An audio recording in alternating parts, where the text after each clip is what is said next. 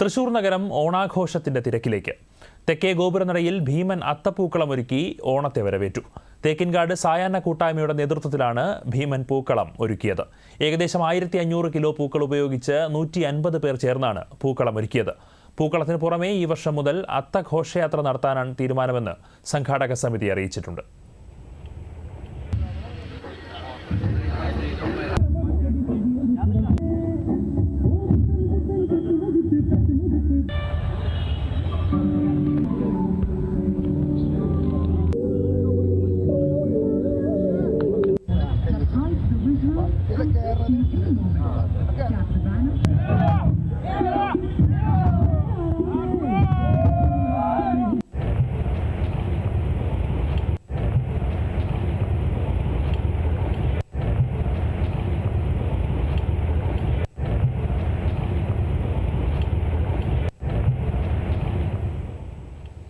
പൂവിപണിയും രാവിലെ മുതൽ തന്നെ സജീവമായി. അന്യസംസ്ഥാന പൂക്കൃഷിയിടങ്ങളിൽ മഴ ശക്തമായതോടെ അത്തവിപണിയിൽ പൂക്കളുടെ വില കൂടുമെന്നാണ് കച്ചവടക്കാർ പറയുന്നത്.